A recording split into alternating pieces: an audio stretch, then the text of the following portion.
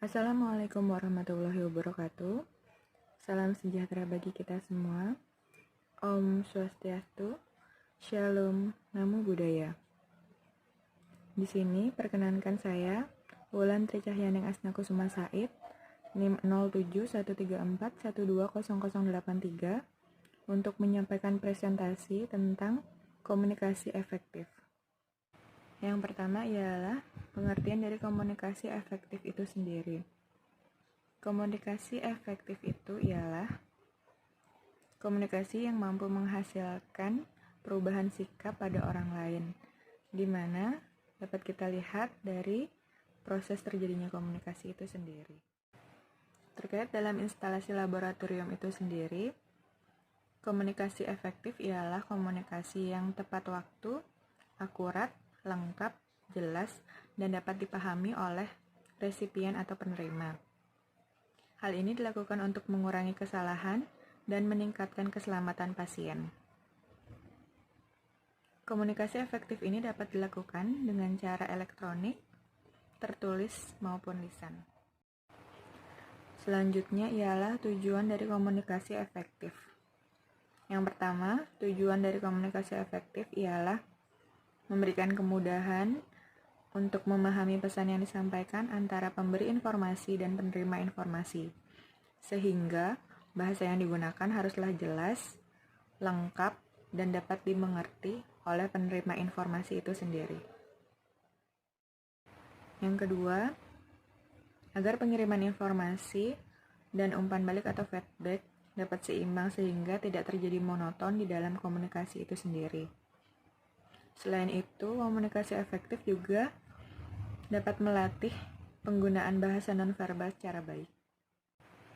Selanjutnya, fungsi dari komunikasi efektif. Yang pertama, fungsi informasi. Yaitu fungsi ini biasanya digunakan untuk memberitahukan sesuatu atau pesan kepada pihak tertentu dengan maksud agar komunikan dapat memahaminya. Yang kedua, fungsi ekspresi. Fungsi ekspresi ini sebagai wujud ungkapan perasaan atau pikiran komunikator atas apa yang ia pahami terhadap sesuatu hal atau permasalahan. Yang ketiga, fungsi kontrol. Fungsi ini untuk menghindari sesuatu hal yang tidak diinginkan dengan memberi pesan berupa perintah, peringatan, penilaian, dan lain sebagainya. Yang keempat, fungsi sosial. Fungsi ini untuk keperluan rekreatif dan keakraban hubungan di antara komunikator dan komunikan. Yang kelima, fungsi ekonomi. Fungsi ini untuk keperluan transaksi usaha atau bisnis yang berkaitan dengan finansial, barang, dan jasa. Selanjutnya, prinsip komunikasi efektif. Yang pertama, untuk mendapatkan komunikasi efektif dapat dilakukan dengan prinsip terima, catat, verifikasi, dan klarifikasi. Yang kedua, baca ulang adanya verifikasi, dikecualikan untuk kondisi darurat di IGD.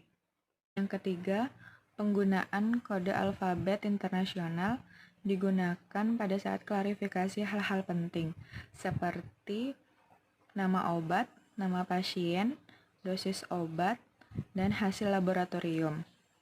Hal ini dilakukan dengan cara mengeja huruf-huruf pada saat membacakan ulang dan verifikasi.